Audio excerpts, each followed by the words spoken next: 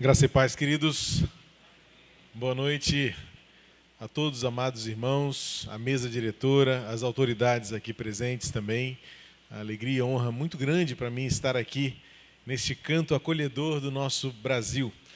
Estava vindo uma longa viagem de Vitória para cá, bem dirigido e ciceroneado pelo pastor Assis, e vínhamos trocando algumas ideias e contemplando a beleza desse nosso vasto território brasileiro. E este cantinho aqui do sul da Bahia ainda não conhecia. Já conheço algumas outras regiões desse enorme estado da Bahia, não é? Faltava conhecer um pouco mais essa parte aqui ao sul desse belíssimo e acolhedor estado baiano. Estar com vocês é um privilégio muito grande. Trago o abraço da Igreja Batista do Meia, uma igreja centenária, e lá estou há 15 anos servindo ao Senhor e buscando fazer o meu melhor e compartilhando com vocês esse tempo precioso aqui na região sul da nossa querida Bahia. E desejo de coração que tanto esta noite quanto o dia de amanhã seja proveitoso, enriquecedor, tanto para os irmãos, mas principalmente para mim. A gente vem, pastor Clemente, para abençoar e sempre sai abençoado. Pelo afeto, pelo acolhimento, pelas experiências vividas, pelo aprendizado que a gente leva. Tenho tido a oportunidade de conhecer algumas regiões do nosso país, justamente por esta alegria em servir pela palavra, pelo me ensino, e a cada lugar que eu vou, eu trago lições preciosas do nosso povo querido, das igrejas que realizam seu trabalho árduo, bem-aventurado, em meio a tantas lutas e dificuldades, mas se faz presente naquela localidade. E aqui também rever amigos como Clemente, Godoy, conhecer mais de perto Assis, recontrar o Júlio, enfim, que alegria muito grande estar aqui com vocês nesta noite. Convido-os a abrirem e acompanhar a leitura bíblica que faremos em Lucas capítulo 5. Nós vamos ler os versos 17 ao 26. Hoje em dia a gente abre a Bíblia, conecta a Bíblia, acessa a Bíblia, não é? E eu admito que na correria, a minha Bíblia física sempre está na minha mochila. E hoje, saindo bem de madrugada para estar aqui com os irmãos, eu estou a 12... Cheguei, quando eu pus os pés, Clemente, no hotel, marcou certinho 12 horas de fora de casa até estar aqui, não é? E aí, quando eu peguei no quarto, minha Bíblia ficou na cabeceira. É o problema do pastor, né? Vai ler a Bíblia antes de dormir, na hora de sair de madrugada, o quarto meio escuro ainda, para a esposa ficar dormindo, a minha Bíblia física. Ainda bem que agora a gente tem essas tecnologias, né? Então, peço aos irmãos a compreensão.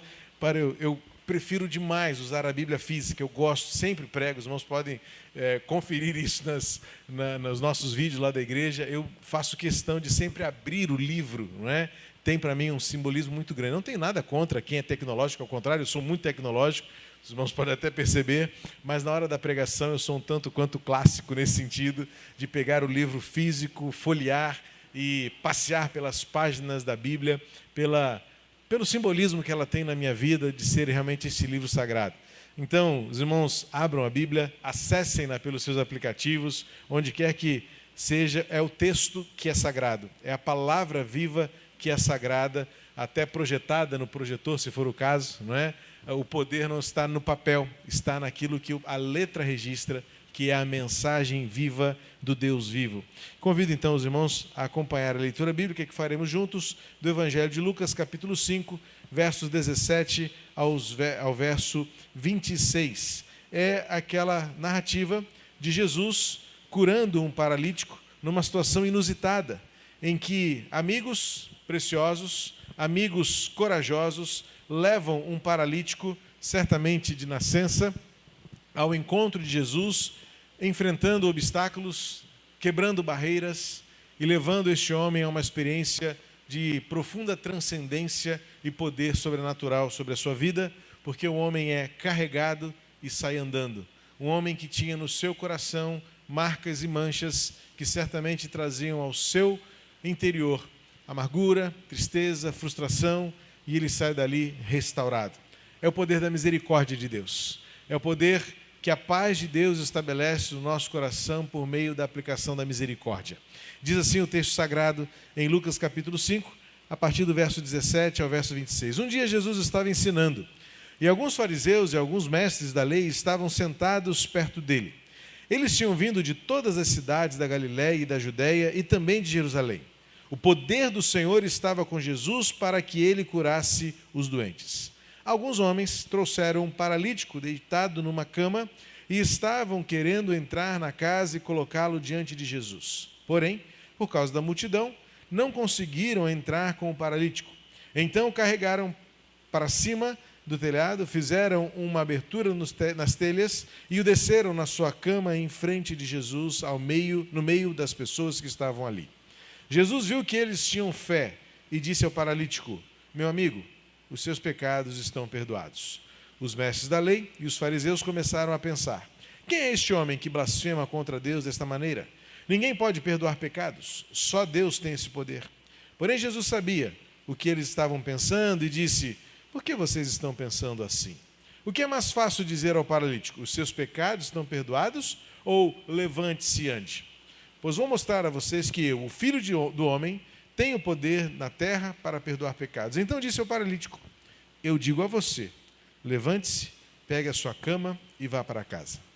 No mesmo instante, o homem se levantou diante de todos e pegou a cama e foi para casa, louvando a Deus. Todos ficaram muito admirados e, cheios de medo, louvaram a Deus, dizendo: que coisa maravilhosa nós vimos hoje.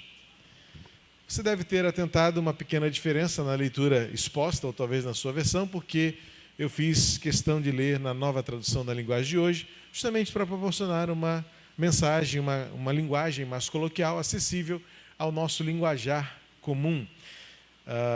Pessoalmente, gosto sempre de estudar a Bíblia e lê-la em diversas versões.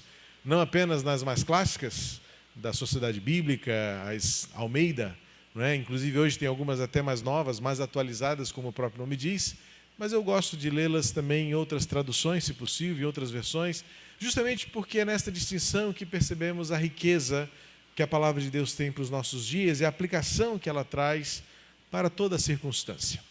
Esta narrativa, curiosamente, é uma das poucas e raras que aparecem nos 3 evangelhos chamados sinóticos, mesma visão, Mateus, Marcos e Lucas. São 4 evangelhos.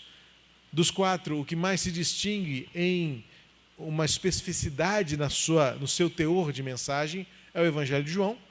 Mateus, Marcos e Lucas parecem-nos terem observado por uma mesma ótica as narrativas de Jesus.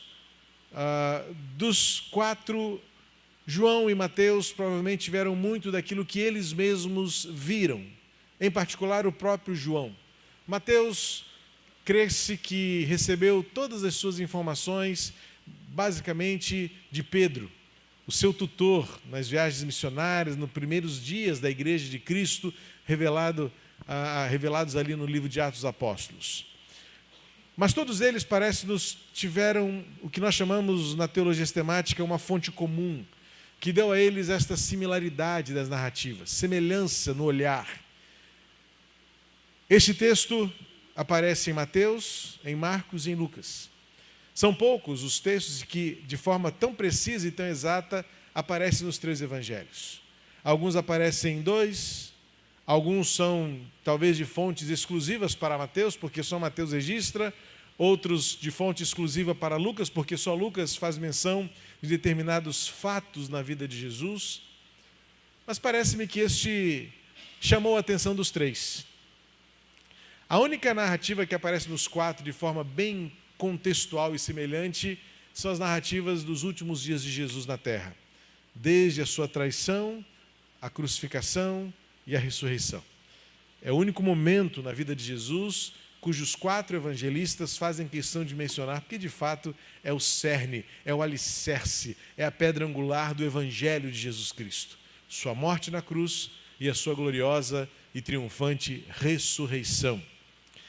Esta passagem vai nos mostrar um encontro muito precioso de Jesus com um paralítico.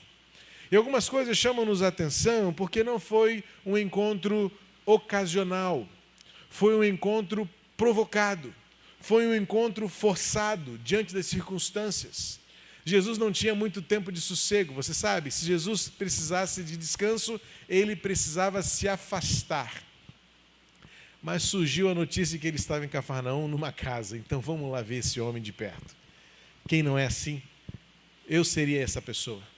Ouvi falar de um tal Jesus que está fazendo maravilhas.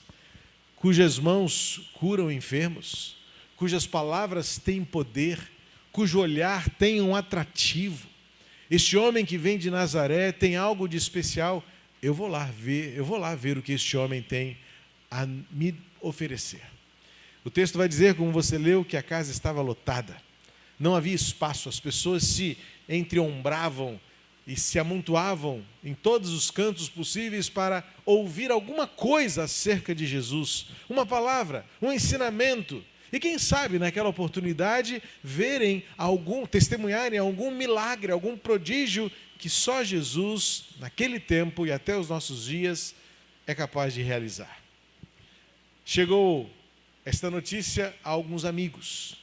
Note que Lucas não faz questão de mencioná-los como 4, apenas homens.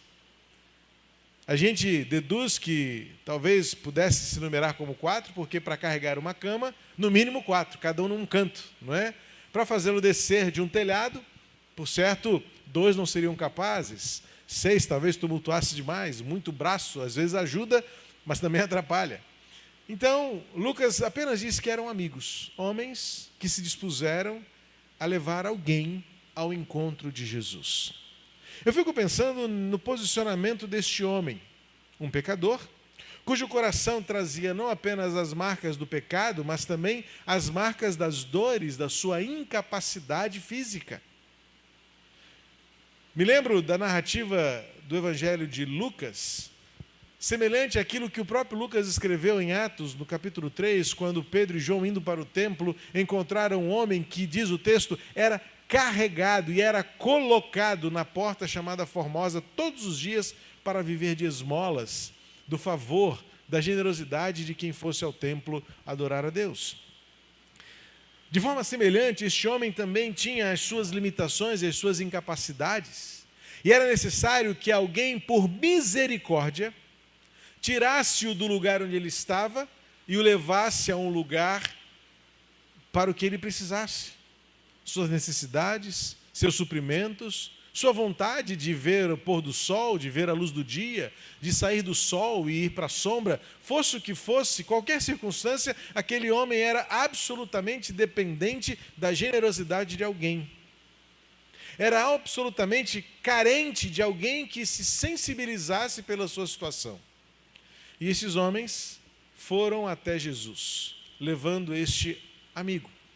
Chegando lá, observaram que não havia como chegar até Jesus, porque eles creram que alguma coisa poderia acontecer na vida daquele homem. Levando-o então àquela casa, perceberam, e agora, como faremos para que Jesus faça alguma coisa pelo nosso amigo? Observaram que se aproximar da janela era impossível, da porta, muito menos. Então eles olharam para o alto e pensaram, e se a gente fazê-lo chegar do alto para baixo? Lucas faz menção de que eles removeram telhas. Alguns críticos fazem uma observação interessante de que Lucas tenha inserido ali um contexto não palestino das casas, porque Marcos e Mateus, que fazem a mesma narrativa deste evento milagroso de Jesus, não fazem menção de telhas, porque de fato não era comum telhas naquelas casas. Eram casas de barro, e o telhado era reto, talvez com um pequeno caimento para que a água da chuva tendesse para um canto da casa e pudesse escoar. Mas, de qualquer maneira, ainda que houvesse um telhado, era uma trama de vegetação, como palhas e choupanas, como nós temos na nossa cultura contemporânea, que não era tão fácil de serem removidas, porque se era para impermeabilizar o teto, não era nada fácil de ser aberto. Não se sabe bem se havia uma abertura, como uma clarabóia ou um espaço para acessar o telhado. Lucas diz que houve um obstáculo que precisou ser retirado da frente. Mateus e Marcos dizem que eles fizeram uma abertura no telhado para descer aquele homem na sua própria cama para colocá-lo diante de Jesus. Percebemos então, você leu comigo o texto, que aquele homem foi levado, carregado, descido e voltou para casa em suas próprias pernas, andando por si só. Mas o maior milagre aconteceu no confronto que Jesus teve com os seus opositores. Porque quando aquele homem desceu pelas cordas, pelos braços, não temos os detalhes de engenharia que aqueles amigos usaram para fazer aquele homem descer diante de Jesus, mas o texto que lemos diz que Jesus, ao olhar para ele, proferiu palavras surpreendentes e que talvez no primeiro momento pudessem frustrar aqueles amigos. Porque Jesus olhou para aquele homem e disse: os seus pecados estão perdoados. Espera, Jesus, não foi para isso que nós trouxemos ele aqui. Pode imaginar, no ímpeto da reação daqueles homens, se fosse eu ou você, lá de cima do telhado, disse: pera, Jesus, que negócio de perdoar pecado? Não está vendo o que ele precisa? Ele precisa voltar a andar. Muitas vezes nós, e aí já começamos a refletir esse texto, olhando para ele numa aplicação missional, daquilo que nós como igreja somos e devemos ser. Ao olhar para aquele homem, Jesus foi além daquilo que os olhos humanos eram capazes de revelar. Porque para aqueles amigos, e vamos supor que fossem 4, para aqueles amigos, o que aquele homem mais precisava era voltar a andar, ter suas capacidades, ter sua autonomia, ter sua liberdade recuperada, por um milagre que eles acreditavam, Jesus era poderoso para fazer, senão eles não fariam todo aquele esforço. Note bem, eles tinham motivações certas, eles tinham razões certas, mas eles ainda não tinham o entendimento adequado de quem é Jesus e o que Jesus de fato veio fazer, que é dar muito mais além daquilo que nós podemos imaginar e pedir. Porque Jesus olhou para aquele homem, diz o texto, viu a fé que eles tinham e foi muito além das suas vontades.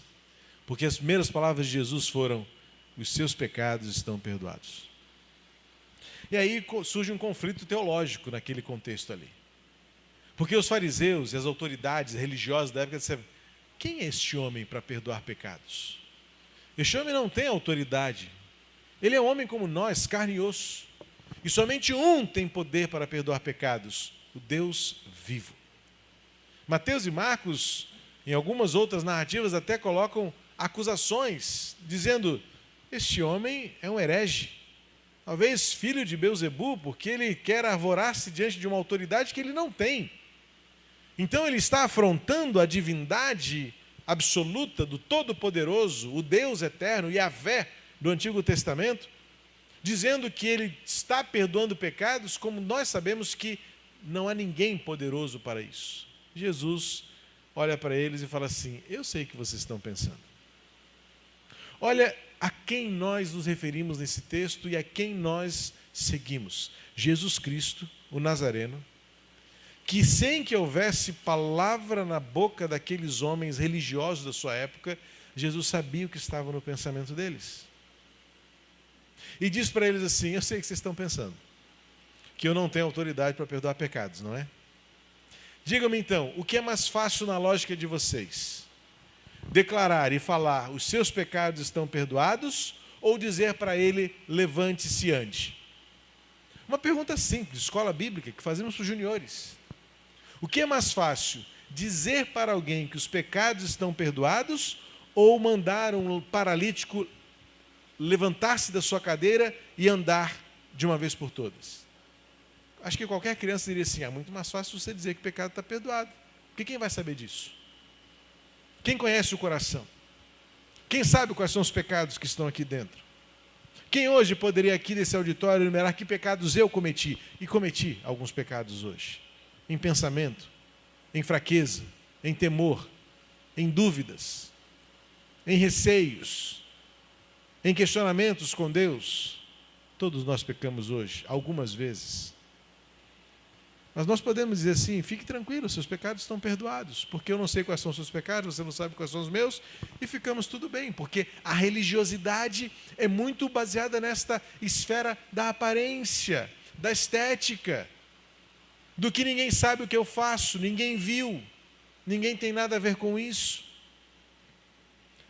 Mas, de fato, dizer para o enfermo, você está curado e a cura está determinada. Dizer para um paralítico de nascença, levante-se e anda. Dizer para um leproso daquela época, está curado. Dizer para um mudo, fale, e ele fala. Dizer para um surdo, está ouvindo, e ele ouve. Então, a gente fala assim, mas isso aí não é minha competência. E aí Jesus então completa, dizendo àquelas autoridades religiosas, então, para que vocês saibam que este que está aqui tem autoridade para perdoar pecados, eu vou dizer, levante-se e ande. E o texto diz que imediatamente aquele homem levantou-se, todos ficaram perplexos, admirados, e chegaram a declarar em voz alta, nunca vimos coisas tão maravilhosas assim. Que coisas maravilhosas? Eu vejo aqui coisas maravilhosas que a misericórdia realiza na vida daquele que crê.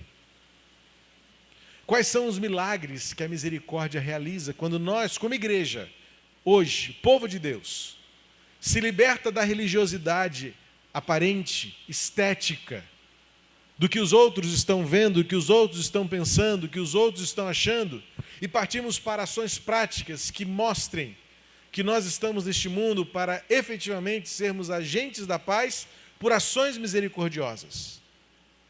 E vemos aqui nesse texto a misericórdia na prática por homens sensíveis e a misericórdia de Deus para com todos aqueles que são pecadores e que somos pecadores.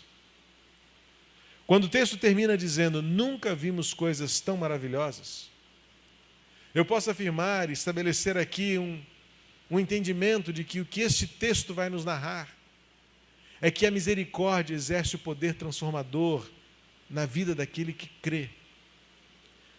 E a primeira misericórdia que nós vemos em ação são daqueles homens sensíveis, diante da necessidade de alguém que estava carente, limitado, incapacitado, humilhado. Tente se colocar na posição daquele homem. Ou então, olhe à sua volta e falta-nos a sensibilidade para perceber aqueles que ao nosso redor carecem de misericórdia, pelas suas dores, pelas suas marcas, pelas suas falhas, pelas suas faltas, e muitas vezes pelas suas próprias incapacidades de darem conta de si mesmo. Este homem representa, na sua incapacidade motora, representa o que muitos de nós fomos e o que muitos ainda são. Incapazes por si só de terem esperança, incapazes por si só de encontrarem uma saída, incapazes de por si mesmos encontrarem soluções para as suas dores, para as suas mazelas, respostas para os seus questionamentos. Aqueles homens no final, aquela multidão, diz e afirma perplexa que viram coisas maravilhosas. Eu tenho certeza que a primeira coisa maravilhosa que encontramos nesse texto foi a misericórdia desses homens, que entenderam que aquele paralítico tinha de conhecer a graça redentora daquele único que era poderoso para curar. Estes homens representam aquilo que a igreja deve ser hoje. Enquanto pessoas que somos e como pessoas que estamos neste mundo, vencer os preconceitos que certamente este mundo estabelece por meio de fatias sociais, de escalas, de tipos de gente, entre eles e aqueles, entre muitas vezes nós e eles, entre uns e outros. E aqueles homens tomaram aquele homem paralítico em suas próprias mãos e disseram, vamos levar você a alguém que nós sabemos, nós achamos, nós entendemos que pode tirar você do lugar onde você está. Aqueles homens nos ensinam como igreja a eliminar os preconceitos de uma percepção equivocada que alija, que desdém, que afasta, que distancia, que ignora, que tropeça, que torna pessoas invisíveis à nossa volta. Aquele homem, por certo, levado como foi por aqueles homens a Jesus, era até então levado por outros homens ou por quem quer que fosse, para qualquer necessidade que tinha. Ele não podia ter vontade. Quero ver o sol nascer, quero me banhar num rio, quero encontrar-me com um amigo, quero sair daqui para ali. Não pode, porque suas vontades estão escravizadas à sua imobilidade, à sua incapacidade. Aqueles homens sensíveis Mostraram que a misericórdia é exercida quando você vence os preconceitos que afastam, que alijam, que distanciam as pessoas entre si. E vencendo esses obstáculos, promove um caminho para a restauração. Quando aqueles homens chegam àquela casa lotada e não encontram um espaço na janela, um espaço na porta, eles olham para o teto e dizem: nós precisamos vencer isso. E então, alcançam aquele telhado, abrem um orifício necessário, um espaço necessário para que aquele homem descesse. Não deve ter sido um espaço muito pequeno, mas minimamente suficiente para que aquele homem descesse diante de Jesus, dando-nos uma lição de que a igreja precisa continuar sendo um lugar, um espaço, um corpo feito por pessoas, que tenha coragem de colocar as mãos no barro ressequido e talvez sujar as unhas e os dedos para abrir espaços onde caibam mais pessoas, onde entre mais gente, onde a gente vença os rótulos, as listas, muitas vezes moralistas, do pode e não pode, que faz com que pessoas pensem que nunca podem passar daquela porta para dentro, porque dizem: eu não me sinto bem naquele lugar. Mas criar um jeito de fazer com que nossas igrejas tornem-se telhados abertos, por onde desçam todo tipo de gente para ter o encontro com Jesus.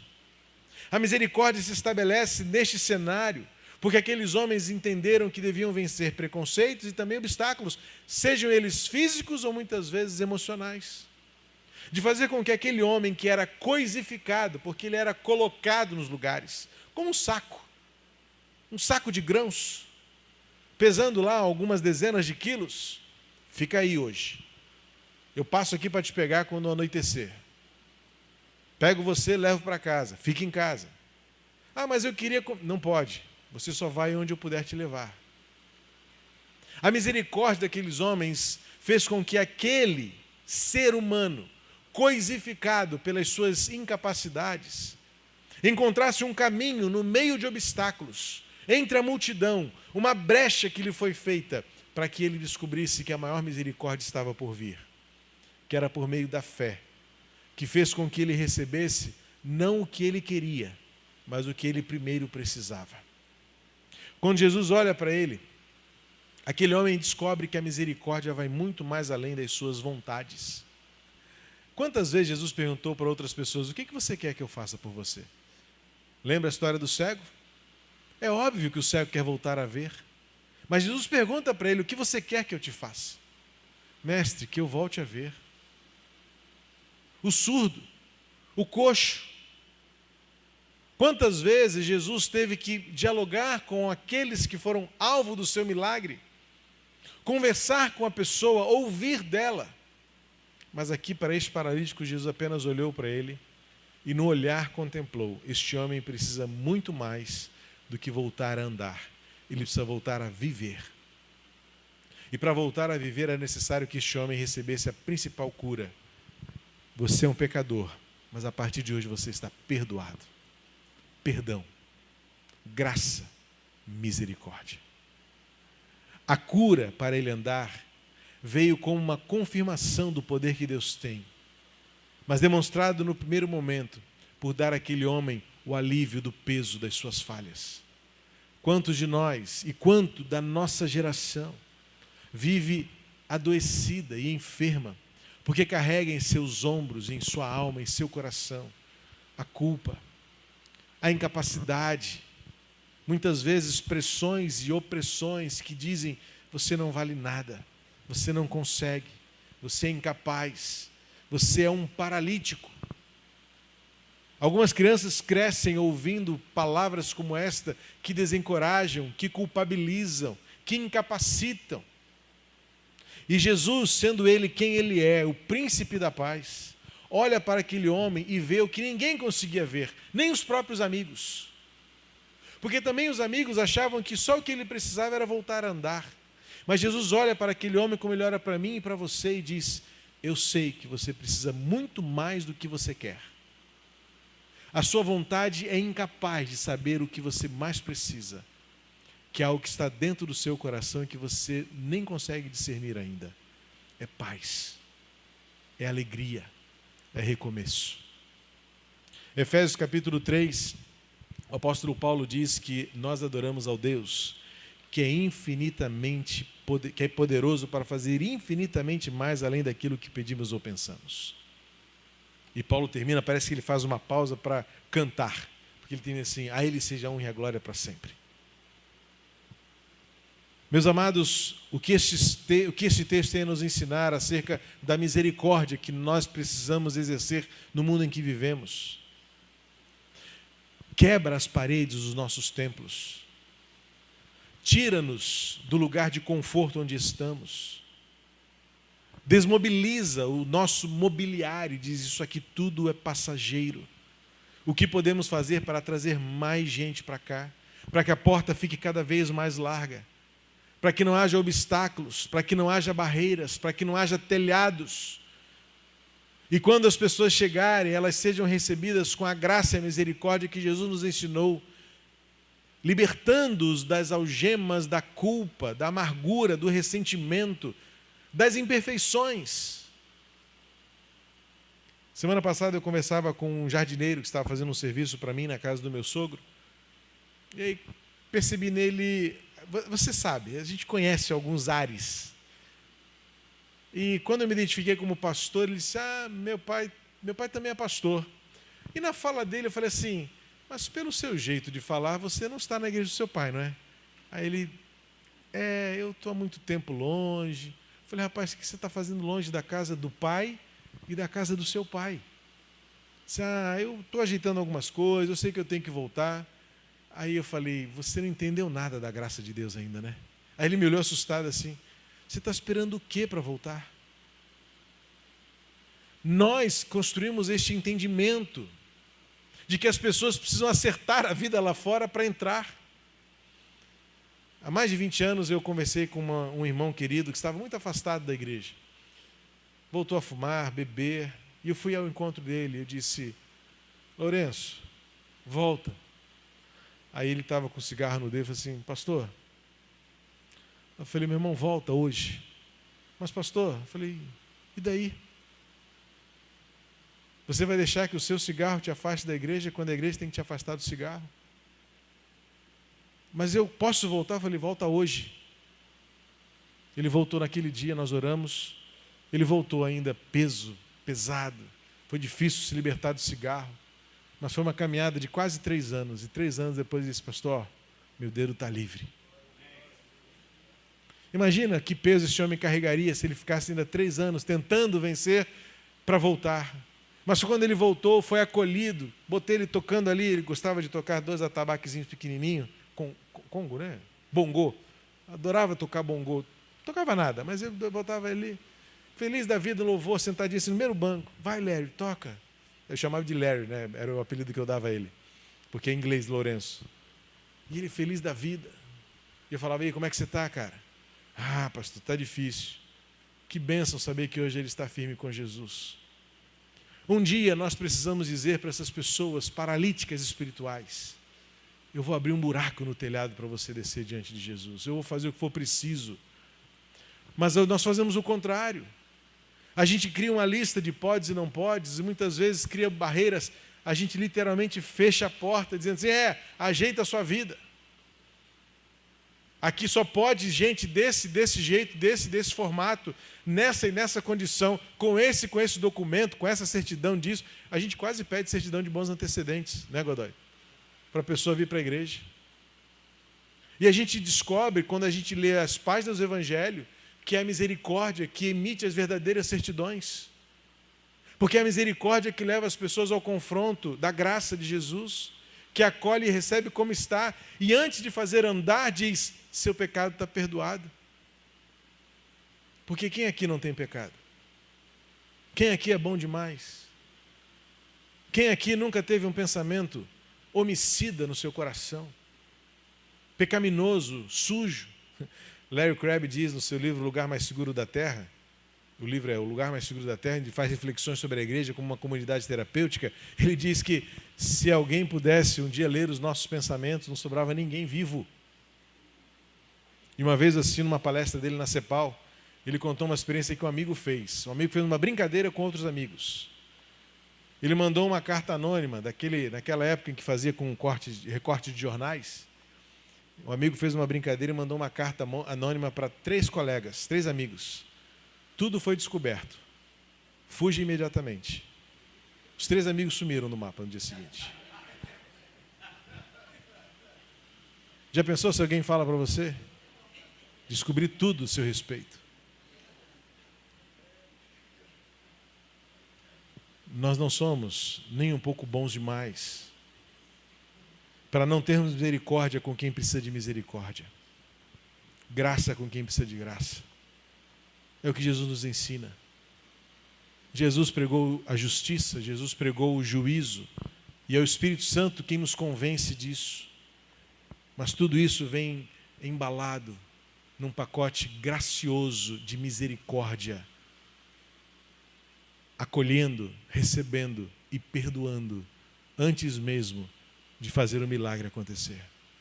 Porque não existe milagre se antes não houver a libertação da culpa, do peso.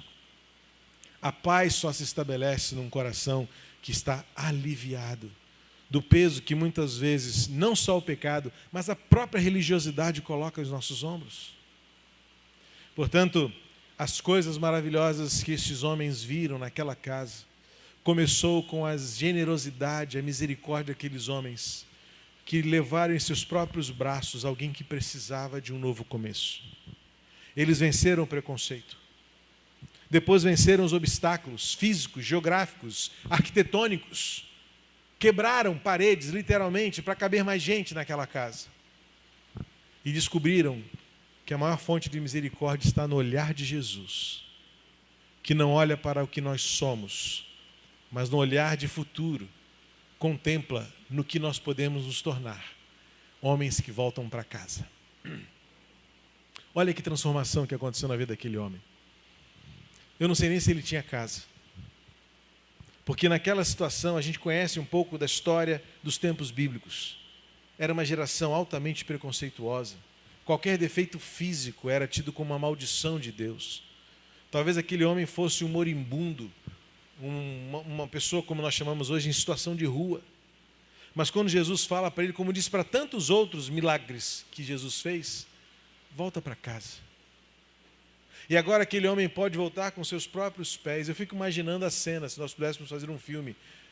Não era aquele homem que era colocado ali todos os dias? Não era aquele paralítico? Alguém que perdeu o nome, que tornou-se identificado pelo seu defeito. Como nós fazemos muitas vezes, rotulando as pessoas pelos seus equívocos, pelas suas falhas, pelas suas culpas. Aquele homem agora volta para casa, levando a sua cama, que um dia ele estava sobre ela, e agora é a cama que é levada. A cama o levava e agora a cama é levada. Olha a transformação que Jesus faz na vida de quem encontra-se com ele. Restauração. Alguém que não tinha nada, alguém que não era ninguém, é alguém agora que tem a sua dignidade, a sua graça, a sua liberdade restaurada. Porque Jesus olha nos olhos dele e diz: seus pecados estão perdoados. E se você acha que precisa de mais alguma coisa, eu concedo. Levanta, anda, volta para casa. Volta para casa, é restauração. O nosso Jesus tem poder para restaurar coração, mente, lares, futuro. Por escolhas que a gente tenha feito, esta é a bênção da misericórdia de Deus. E que esses dias em que esta associação está reunida para refletir sobre a paz que vem por meio desta misericórdia, sejamos nós agentes dessa transformação. Como homens, como aqueles amigos que se sensibilizam pela dor do outro, que tomam em seus próprios braços a condução para o processo de transformação, que vencem preconceitos e vencem obstáculos, e levam pessoas para diante de Jesus, e vem o milagre acontecer. E o milagre começa não por aquilo que nós queremos, mas por aquilo que precisamos. Perdão, salvação e recomeço. E o recomeço é o que Deus nos dá. Voltar para casa e começar tudo de novo. É o que Jesus nos dá todos os dias, um novo começo. é a glória da ressurreição, é a glória da salvação. Jesus nos fazendo recomeçar. Que hoje seja um marco de recomeços para mim e para você.